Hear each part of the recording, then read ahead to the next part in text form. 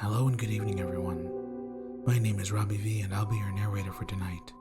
Tonight's chilling tale is entitled Something Follows Me When I Drive by Reddit user KickTalks. So sit back, relax, and enjoy. I used to drive trucks in the military, so when I left the service, it was only natural for me to step into driving cargo all over the United States to make an income. I've been just about everywhere in the US, and because of my background, almost nothing scares me.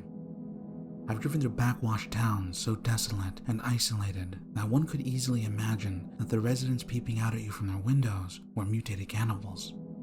I've driven roads so icy and treacherous that Antarctica would be jealous, and I've been stranded in the desert with several flat tires after running over someone's metal debris in the dark. I still have no idea how someone lost so much scrap metal and didn't notice. Suffice to say, I've never felt scared whilst driving alone on the roads, or at least, I hadn't until recently. I was driving through a desert in Utah. It was late, and I knew I was in for an all-night haul. The road itself was long, dark, and empty, but I noticed I was seeing weird objects along the side of the road at regular intervals. Now, when I see objects, what I mean by that is that occasionally there would be a dead tree that happened to be close enough to the road for me to see, that had what I thought were strings weaved into the branches. The strings were vaguely in a pattern, I guess. They reminded me of spiderwebs actually, and more often than not, there were items tied into the pattern. I thought I saw animal bones in a couple of them, clothing or maybe just torn cloth, skulls, bits of random junk and hair, like a horse tail, or really long human hair. I couldn't tell which.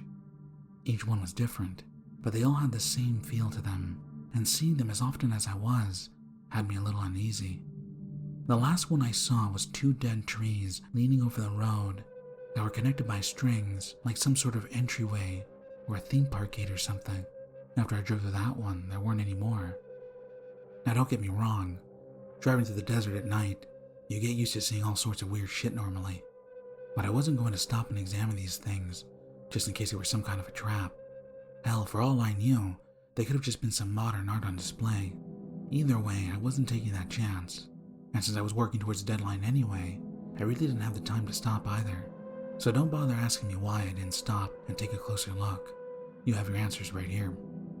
I first noticed I was being followed sometime after I saw the last tree art voodoo thing.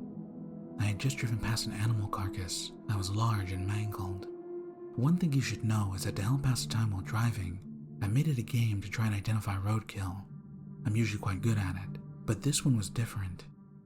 So indescribably mangled, I couldn't tell what it was. Because of this, I was squinting in my rear and side mirrors, trying to figure out what it was, before it was too far away from the light of my truck to see properly, when a moment further back caught my attention.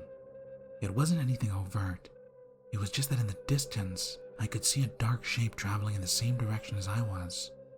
I could see it because the road and surroundings were a pale color, and the moon was full.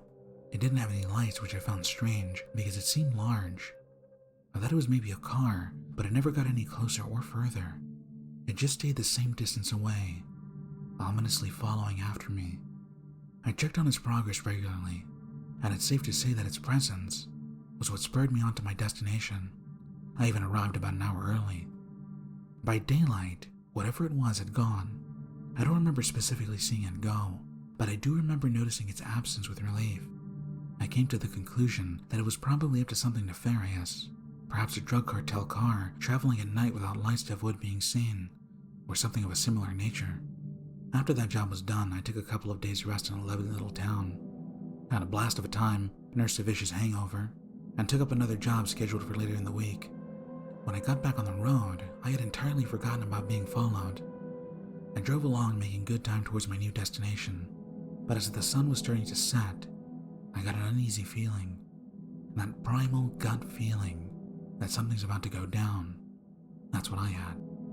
I glanced around nervously, and sure enough, following behind me was a dark shape silhouetted against the road. It was closer this time, but still not enough for me to make out what it was. By now, I had ruled out that it could be a car because of the way it moved, slightly up and down, similar to the gait of a creature, I thought. rather than smooth like a vehicle. I spent so much time watching it that I swerved off the road in more than one place and made myself so nervous that I resolved to stop at the next town gas station and wait for it to pass me. Luckily for me, the next town wasn't too far off, and once I was inside of a building, in the presence of other people with a warm beverage, I felt much better.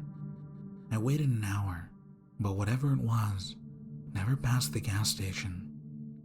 I figured eventually that it may have turned off a different way, and I was probably starting to look like a creep sitting in the corner, so I hit the road again. I was barely on the road for more than 10 minutes before I saw it again, silently tailing after me at the same distance and pace it had been before. I couldn't believe it. I ended up cranking up the radio and chatting over the radio with some of the other late-night haulers for some comfort. After that night, I started taking day trip jobs. Deliveries that could be made within the daylight hours were now my preferred. Unfortunately, they were also everyone else's preferred, which means they were much harder to get. I have an ex-wife and 2 kids to make payments to, so the money I make dries up pretty quickly, and within a few weeks, I was running short on cash. This was what forced me to take up overnight hauls again. The first night was uneventful at first.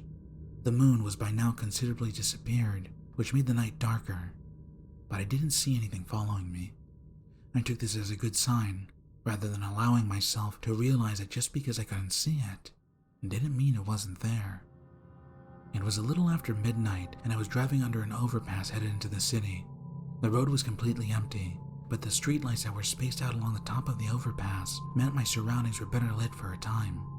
Out of general curiosity, I made the mistake of looking in the mirrors to see behind me. Illuminated as it too passed under the overpass was what had been haunting my nights. For the first time, I could see with relative clarity what it was. It was horses. 2 black horses, with 2 cloaked figures riding them. My jaw dropped. They weren't close enough for me to make out any fine detail, but I could tell for certain that they were horses, and that they were moving far faster than should have been possible. When they were out of the light, they disappeared from my view as the night was too dark. The only thing that tore my eyes away from the mirrors was the sound of my truck's wheels leaving the road again. For the rest of the night, I kept my eyes dead ahead. I didn't want to look back and see how close they were getting, and I didn't want to miss anything ahead of me that might, by any horrible chance, cause me to have to stop the vehicle. Only when morning came did I stop the truck. I was a third of the way to my destination. It was going to be another 2 nights' drive. I broke down.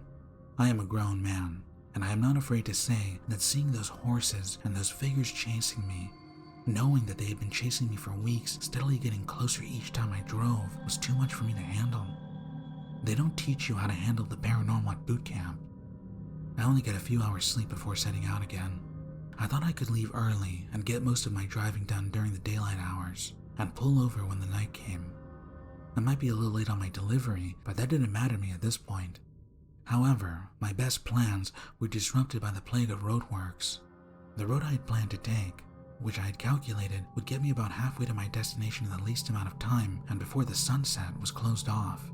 Instead, I was rerouted down a dirt track, which slowed my progress considerably. As dusk approached, I felt a knot of fear in my stomach. I wondered how close they'd be this time. The moon was almost gone. I wondered what would happen when they finally caught up to me. I concluded I didn't want to know. Then up ahead of me, I spotted a figure walking alongside of the road.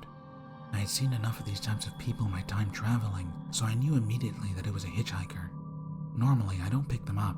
I have places to be, and who knows what kind of person you'd be letting into your truck.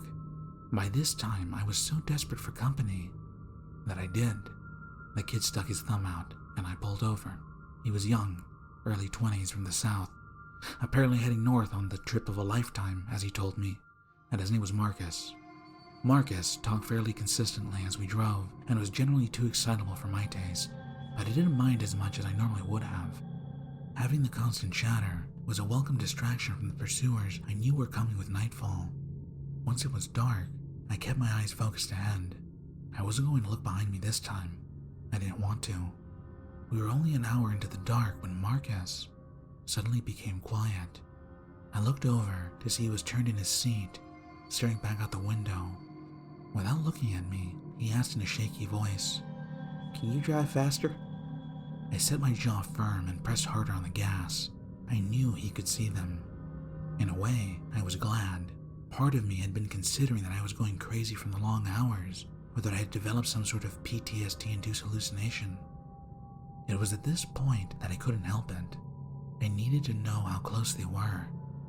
My eyes flicked to my side mirror, and what I saw will haunt me to the end of my days. At first, there was nothing. Just empty road, lit periodically by the overhead streetlights as we drove. Then suddenly, I could see them. Riding beside the driver's side of my truck and visible in intermittent glimpses, I could see a single horse with a rider. I guess the other must have been on the passenger side. The horse I was seeing was emaciated and rotted. There wasn't any blood on the animal, but it ran on broken hooves, and the rotted away flesh had fallen off in chunks, leaving patches where one could see its tendons were snapping back and forth over the bones of its legs. There wasn't any steam or anything coming from the horse's nostrils, though they were flaring with effort, and its eyes were not demonic red as I had been expecting. Instead, its eyes were gone. I imagined they were gouged out long ago, as the sockets were just empty, but covered over with skin. The rider itself was by far the worst part. It looked like an old woman gone mad. Skeletal with bony fingers clutching the reins, long hair blowing back in thinning clumps, and a cloak made of what looked to be human skins. Her face was equally as horrifying. She too had gouged out eyes, but somehow I could have sworn she made eye contact with me in the mirror and smiled. A wide, gruesome smile, full of cracked lips and decayed teeth. I'll never get that image out of my head. I held eye contact too long in petrified fear, and I woke up the following day to a dripping sound in a hospital room. According to the official report, I'd fallen asleep at the wheel and driven off the road. There was no other passenger at the scene, dead or alive, or any trace that there had ever even been another person in my truck. I don't know what happened to Marcus. I shouldn't have dragged that boy into that. Maybe they took him instead of me. Maybe I was hallucinating that I'd picked a hitchhiker up due to the lack of sleep. Maybe he was thrown from the vehicle so far that they just didn't find his body. The speculation swarmed in my brain, but I had no answer. I also don't know what those ghastly things were, or why they started following me. All I know is that it's daylight now, and I can hear the sound of horse hooves galloping on the road. The sound is steadily getting louder and louder. Those things won't stop until they get me. That's the only thing I know for sure. Be careful out there, everyone. Next time you're driving late at night, remember what could be out there. Ignore the glimpses you got of something unnatural in your mirrors, and don't think about what could be following you. It only encourages them to chase.